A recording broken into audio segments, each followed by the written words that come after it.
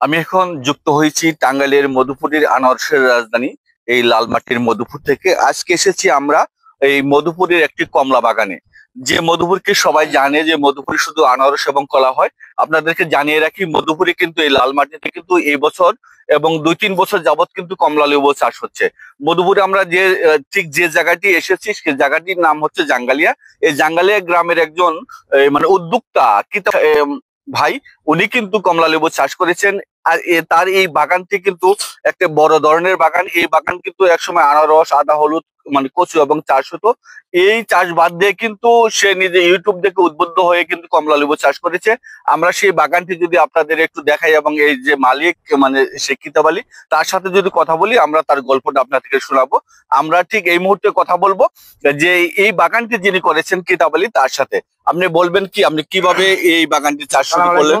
আমার নাম কিতাব আলী। আমি ইউটিউবে দেখা পরে চাষ দিয়া পরে চুয়াডাঙ্গা থেকে 600 কমলা লেবু চারা আনছি 2020 সালে। 2020 সালে ওপেন করে তারপরে গালা পর থেকে মনে হয় যে মানে 1 বছর পর থেকে কমলা ধরা শুরু করছে। তাতে 4 হেক্টর 5 হেক্টর 6 হেক্টর আমার বছর যায় আর বাইরে আইতেছে। তাতে মিষ্টি হয় ডিসেম্বরের শেষ দিয়া, মিষ্টি আছে টক হয় বান্ধা নিয়ে আছে আর কি। তাতে এটা মনে হয় যে কম খরচে ভালো ফসল খাইও আর স্বাদ পাওয়া যায় এইটুকু আর কি। আপনার বাগানের আয়তন কত? বাগান আয়তন হলো 6.5 বিঘা। উনি 6.5 বিঘা জমিতে কমলা লেবু চাষ করেছেন। ঠিক এই কমলা লেবুর যে মাটি এবং গুণাগুণ, এই মধুপুরের যে ভূপ্রকৃতি, সে জায়গায় কিন্তু শুধু আনারস কলাকে কেন্দ্র করেই হচ্ছে না। এই জায়গায় কিন্তু কমলা লেবু, তারপরে চা, তারপরে কাজু বাদাম, কফি, বিভিন্ন ফল ফসল চাষ হয়ে থাকে। আমরা ঠিক এই মুহূর্তে আপনাদের যদি দেখাই, যারা এই আনারস কিনতে, এই কমলা লেবু কিনতে আসছেন, তারা কিভাবে এই কমলা লেবু সংগ্রহ করে সেটা আপনাদের দেখাবো। আমরা দেখতে পাচ্ছি যে এই এই গাছগুলো তেমন উচ্চতা না হলেও কিন্তু থোকায় থোকায় জোকায় জোকায় এই হলুদ এবং লাল রঙের কমলা ধরেছে, কিছুটা সবুজও রয়েছে। সেই সবুজ বাগানে কিন্তু সবুজ কচি পাতার ফাঁকে ফাঁকে কিন্তু উকি দিচ্ছে সেই মানে ঠিক হলুদ রঙের কমলা, যেগুলো কিন্তু এই স্থানীয়রা বলছে যে পুরো মিষ্টি না হলেও কিন্তু মানে স্বাদ অনেকটাই মানে ঠিক ভালো, এবং ক্রেতার অভাব হচ্ছে না। আমরা এখন যারা কমলা লেবু কিনতে আসছে তাদের সাথে কথা বলবো।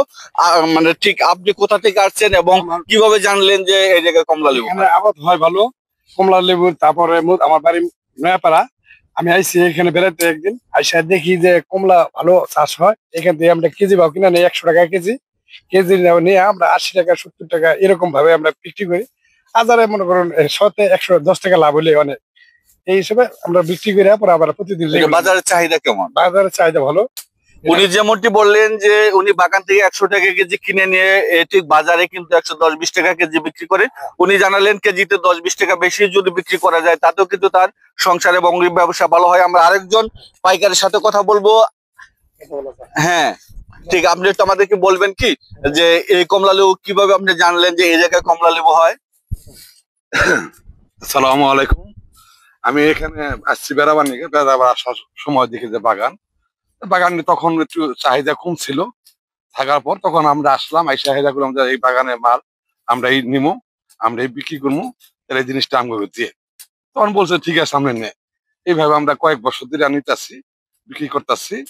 এইভাবে আমি বিভিন্ন ফল আমরা বিক্রি করি, আনারস, তারপরে পিফি, ওই আপেল, কমলা আমরা বিক্রি করি, দোকান আছে। এই হিসাবে আমরা এখান থেকে মাল নিয়ে আমরা ছাপাই দিই। ঠিক, উনি যেমনটা জানাচ্ছেন যে এই বাগান থেকে কমলা লেবু নিয়ে কিন্তু উনি শহরে বিক্রি করেন এবং জানার পর থেকে কিন্তু নিয়মিত সে মাল নেয়।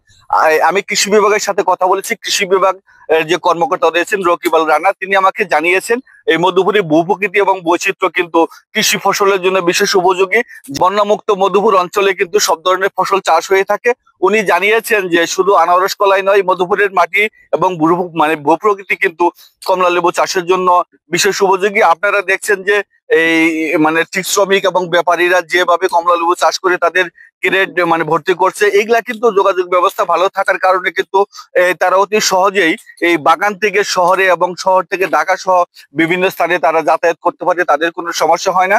যোগাযোগ ব্যবস্থা এবং ঠিক মানে এই মানে পারিপার্শ্বিকতার কারণে, পরিবেশের কারণে কিন্তু অতি সহজেই এই বাগানের এই কমলা দেশের বিভিন্ন স্থানে এবং এই মানে জেলা উপজেলায় যাচ্ছে। সেই দিক থেকে যদি আমরা মনে করি যে বাগান কিন্তু এই অনেক সুন্দর সবুজ এবং চারদিকে লতায় পাতায় ঘেরা, এবং পাতাগুলো সবুজ, সবুজের রঙের ফাঁকে ফাঁকে কিন্তু সবুজ হলুদ কমলাগুলো কিন্তু অপরূপ সাজে সেজেছে। আমরা যদি আপনাদেরকে বাগানটি দেখি, যে বাগানটি কিন্তু চারদিকে ঠিক গাছে ভরা। এই বাগানের এই একটি বাগান 10 থেকে 12 ফিট পর্যন্ত লম্বা হয়েছে গাছগুলো। এই গাছগুলো কিন্তু অনেকটাই সতেজ এবং সুন্দর দেখা যাচ্ছে। সেই গাছগুলো কিন্তু এই মানে ঠিক উপযুক্ত এই সেচ ব্যবস্থা এবং সার কীটনাশক দেওয়ার ফলে কিন্তু ফলনও ভালো হয়েছে বলে জানিয়েছেন এই বাগানের মালিক।